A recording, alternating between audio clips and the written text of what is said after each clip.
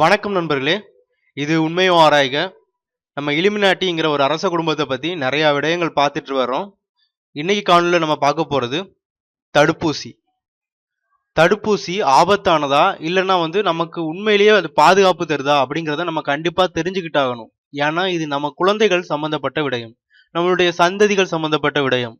நம்ம குழந்தைகளுக்காக தான் நம்ம வாழ்ந்துட்டு இருக்கோம். நம்ம நிச்சயமா இதை தனிப்பட்ட விதத்துல இதை பத்தி தெரிஞ்சுக்கிட்டு அது வேணுமா வேண்டாமான்னு முடிவெடுக்க வேண்டியது நம்மளுடைய மிகப்பெரிய கடமையா இருக்குது. தடுப்பூசினா என்ன, அது எப்படி செயல்படுதுன்னு எளிதா பார்த்துடலாம். நம்ம உடம்புல நோய் கிருமிகள் தாக்குது, அதனால நோய்கள் உண்டாகுது. அந்த நோய் கிருமிகளுக்கு எதிரான சக்தியை நம்ம உடம்புக்கு உருவாக்குறதுக்காக உட்செலுத்தப்படுற ஒரு மருந்து தான் தடுப்பூசி. இந்த மருந்து என்னன்னா, அதே நோய் கிருமியுடைய ஒரு சிறிய பாகமோ அல்லது செத்த நோய் கிருமியோ அல்லது வீரியம் குறைந்த நோய் கிருமியோ நம்ம உடம்புக்குள்ள செலுத்தப்படுது. இதுல இருந்து என்ன தெரியுது? தடுப்பூசியில செலுத்தப்படுறது நோய் கிருமி தான், அதற்கான மருந்து கிடையாது. இப்ப அந்த நோய் கிருமியை பார்த்த நம்ம உடல் தான் அதற்கு எதிரான சக்தியை உருவாக்குது. சாதாரணமா ஒரு நோய் கிருமி உள்ள வந்தாலும் நம்ம உடம்பு அதற்கான எதிர்ப்பு சக்தி உருவாக்கதானும் செய்யும். இது எதுக்கு தேவையில்லாம நம்ம முன்னக்கூட்டியே போறது? ஆமா இல்ல? அதுக்கப்புறம் இன்னொரு கேள்வி என்னன்னா, நம்ம வீரியம் குறைந்த அல்லது செத்த நோய் கிருமியை உள்ள அனுப்பியிருக்கோம்.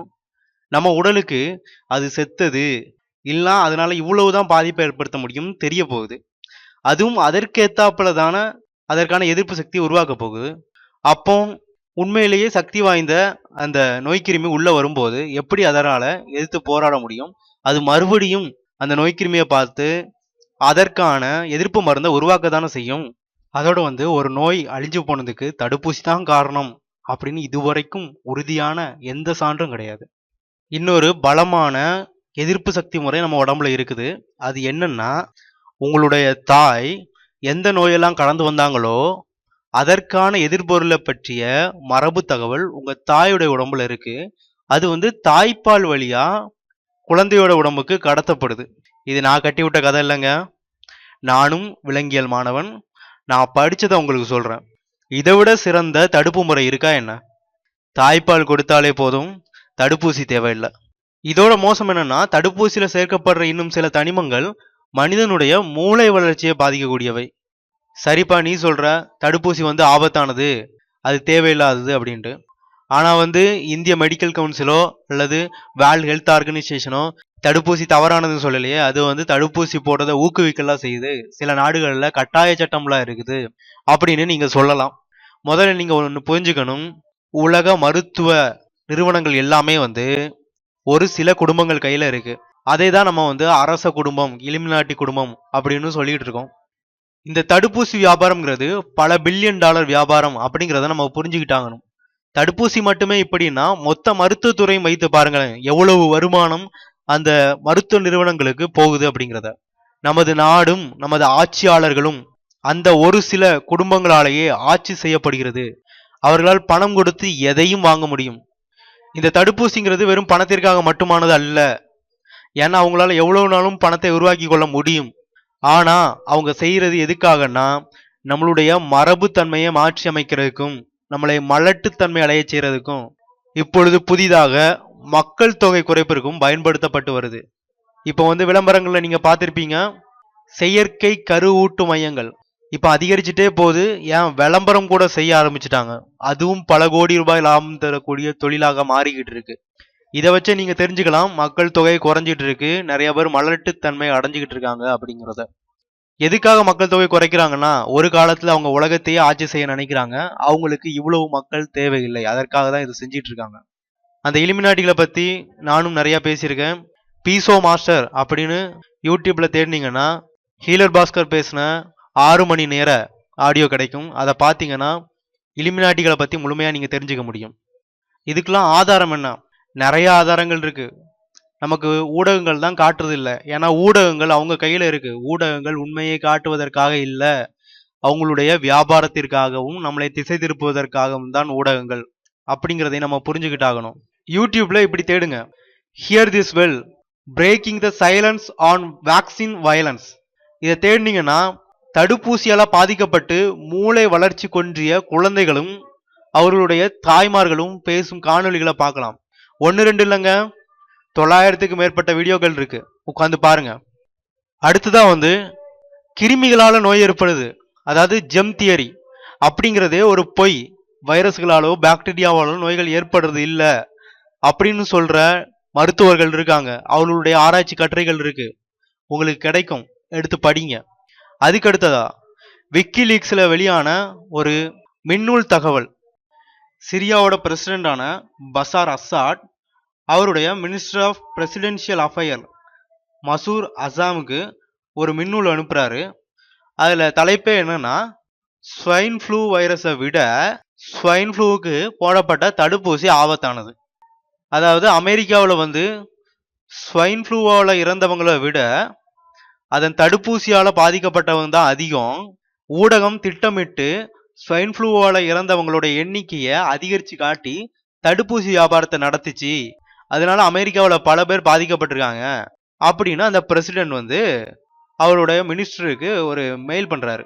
அதோட மட்டும் இல்லாம இதுக்கு வேர்ல்டு ஹெல்த் ஆர்கனைசேஷனும் உடனடியா இருக்கு, அது மருத்துவ நிறுவனங்களுக்கு சார்பா பொய்களை சொல்லுது அப்படின்னு சொல்லியிருக்கிறாரு. இதற்கான இணைப்பும் நான் கீழே டிஸ்கிரிப்ஷன்ல கொடுத்துருக்கேன். அடுத்ததான் நான் சொல்ல போறது, அரசு மருத்துவமனையில் வேலை செய்யும் ஒரு எம்பிபிஎஸ் மருத்துவர் என்னிடம் சொன்ன தகவல்கள். வரும் பிப்ரவரி 6ஆம் தேதி முதல் 9 மாதம் குழந்தை முதல் 15 வருட வயது கொண்ட குழந்தை வரை எம்ஆர் தடுப்பூசியை போட போறாங்களாம். இந்த எம்ஆர் தடுப்பூசி ஒரு சோதனை தடுப்பூசி. அவர் சொன்ன அதிர்ச்சியான தகவல் என்னன்னா, உலக அளவுல பல தடுப்பூசிகள் முதல்ல சோதிக்கப்படுற இடம் தமிழ்நாடு தான். எப்போதுமே வந்து தமிழ்நாட்டில் தான் வந்து புதிய தடுப்பூசிகளை வந்து சோதிச்சு பார்க்குறாங்க. அதே மாதிரி தான் இந்த எம்ஆர் தடுப்பூசியும்.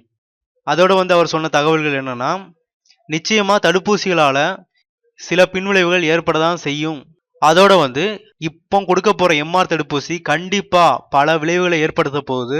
மாட்ட போறது நாங்க மருத்துவர்கள் தான், மேலதிகாரிகள்லாம் தப்பிச்சுப்பாங்க அப்படின்னு சொன்னாரு. அதோட வந்து நீங்களே வந்து இதை வந்து எல்லாருக்கும் சொன்னா நல்லா இருக்கும் அப்படின்னு சொன்னேன். அதுக்காக நீங்க வந்து ஒரு ஆடியோ தயாரிச்சு தாங்க அப்படின்னு சொன்னேன். அவர் சொல்லிட்டாரு, இது வந்து அவருடைய மருத்துவ கவுன்சிலுக்கு தெரிஞ்சா அவரை வந்து வேலையை விட்டே தூக்கிடுவாங்க, அதனால இதெல்லாம் வெளியே சொல்ல முடியாது. என்னுடைய பேஷண்ட்களுக்கு நான் சொல்லிட்டு தான் இருக்கிறேன், ஆனால் வந்து பெரிய அளவில் என்னால் சொல்ல முடியாது, அதுக்கான நேரம் வரும், அப்போ நானும் வெளியே வந்து எல்லாத்தையும் சொல்கிறேன் அப்படின்னு சொல்லியிருக்கிறாரு. இப்போ வந்து பெற்றோர்கள் முடிவெடுக்க வேண்டிய வேலை. நீங்கள் வந்து அந்த தடுப்பூசியை கட்டாயம் போட தான் போறீங்களா உங்கள் குழந்தைகளுக்கு? உங்கள் குழந்தைகளை சோதனையிலியா மாற்ற ஒத்துக்க போறீங்களா? இதுக்கு மேலேயும் உங்களுக்கு வந்து தடுப்பூசி போடலன்னா எதுவும் ஆயிரும் அப்படின்னு பயம் இருந்துச்சுன்னா அதற்கான வழிகளும் இருக்கு.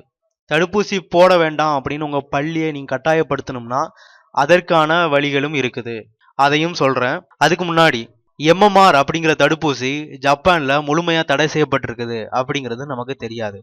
இன்னும் பல தடுப்பூசிகள் நிறைய நாடுகள்ல தடை செய்யப்பட்டிருக்கு. அதுக்கப்புறம் இஸ்ரேல்ல வந்து தடுப்பூசி தடை செய்யப்பட்டிருக்கு அப்படிங்கிறது ஒரு பொய். அங்க வந்து பெரும்பான்மையான பெற்றோர்கள் தடுப்பூசியை தங்கள் குழந்தைகளுக்கு போடுவதில்லை அப்படிங்கிறது தான் உண்மை. இவ்வளவு காலமா நம்ம வந்து தடுப்பூசி போட்டுக்கிட்டா இருந்தோம். என்னுடைய நண்பர்கள்லயே பலர் தடுப்பூசி போடாம இன்னும் ஆரோக்கியமா தான் இருக்காங்க. நானும் தடுப்பூசியோட கொடூரத்தை நேர்ல பார்த்துருக்கேன். எங்க ஊர்ல ஒரு குழந்தை தடுப்பூசி போட்டதுனால இறந்தே போயிருக்கு. ஆனா அது பெரிய பிரச்சனையாக்கப்படல, அப்படியே மூடி மறைக்கப்பட்டுருச்சு. அமெரிக்காவில் தடுப்பூசினால பாதிக்கப்பட்டவர்களுக்கு நீதி வழங்குறதுக்குன்னு தனியா நீதிமன்றம் இருக்கு. அப்படின்னா தடுப்பூசி பாதிப்பை ஏற்படுத்தும் அப்படிங்கிறதை நீங்க புரிஞ்சுக்கணும். நம்ம நாட்டில் அந்த மாதிரி ஒரு நீதிமன்றம் இல்லை. இதுக்கு மேலேயும் நீங்க தடுப்பூசி உங்க குழந்தைகளுக்கு போடணும்னு ஆசைப்பட்டீங்கன்னா நான் சொல்றத செய்யுங்க. ஒரு படிமம் இருக்கு, அதுல வந்து என்ன போட்டிருக்கும்னா, இந்த தடுப்பூசி பாதுகாப்பானது, இதனால் வரும் பிரச்சனைகள்லாம் நானே பார்த்துக்கிறேன், நான் முழு பொறுப்பு அப்படின்னு மருத்துவர் கையெழுத்திட்டு ஒரு படிவத்தை நிரப்பி தரணும். அதற்கான நகலை நான் உங்களுக்கு தரேன். அதை எடுத்து உங்க மருத்துவர்கிட்ட கொடுத்து அவர் கையெழுத்து போட்டு கொடுத்தாருன்னா நீங்க வந்து தடுப்பூசி போட்டுக்கோங்க. அடுத்ததா வந்து பள்ளிகள்ல தடுப்பூசி போடணும்னு வற்புறுத்துனாங்கன்னா அதுக்கும் ஒரு படிவம் இருக்கு, எழுதி கொடுத்தீங்கன்னா அவங்க வந்து உங்க குழந்தைகளுக்கு தடுப்பூசி போட மாட்டாங்க. இந்தியாவில் இன்னும் தடுப்பூசி கட்டாயமாக்கப்படலை. உங்களால வந்து தடுப்பூசி போடாம இந்திய அரசின் எல்லா சேவைகளையும் பெற முடியும். அதற்கு அத்தாட்சி உமர் பாருக் அவர்கள் வந்து தகவல் அறியும் உரிமை சட்டத்து வழியா வாங்கின தகவல், அதற்கான நகலும் வந்து கீழே லிங்க்ல டிஸ்கிரிப்ஷன்ல கொடுத்துருக்கேன். அதோடு அக்குப்பஞ்சர் மருத்துவர் உமர் பாருக் அவர் தொகுத்த ஒரு நூல் இருக்கு, தடுப்பூசி வெளிப்படும் உண்மைகள். அந்த மின்னூலுடைய லிங்க்கும் கீழே கொடுத்துருக்கேன், அதையும் முழுமையா படிங்க. இதெல்லாம் படிச்சு முடிச்சிட்டு தான் நீங்க வந்து உங்க குழந்தைகளுக்கு தடுப்பூசி போடலாமா வேண்டாமா அப்படின்னு முடிவு பண்ணணும். என்னை பொறுத்த வரைக்கும் தடுப்பூசிங்கிறது ஆபத்தானது, தேவையற்றது. இந்த காணொளி உங்களுக்கு வந்து பயனுள்ளதா இருந்திருக்கும் அப்படின்னு நான் நிச்சயமா நம்புறேன். இதை வந்து நீங்க யார் மேலெல்லாம் அன்பு வச்சிருக்கீங்களோ உங்க உறவினர்களுக்கு இதை வந்து பகிர்ந்து கொள்ளுங்க. கீழே கொடுத்திருக்க மின்னூல்கள் மற்றும் தகவல்களையும் எடுத்து அவங்களுக்கு எல்லாரோடையும் பகிர்ந்து கொள்ளுங்க. இதே மாதிரி இன்னும் பல விழிப்புணர்வு தகவல்களை கொடுத்துக்கிட்டே இருக்கும். மறக்காம கீழே இருக்க ரெட் கலர் சப்ஸ்கிரைப் பட்டனை சப்ஸ்கிரைப் பண்ணிட்டு பக்கத்தில் இருக்க மணி பட்டனையும் அழுத்தி விடுங்க. அப்படின்னா புதிய காணொளிகள் உடனுக்குடன் உங்களுக்கு கிடைக்கும். நன்றி.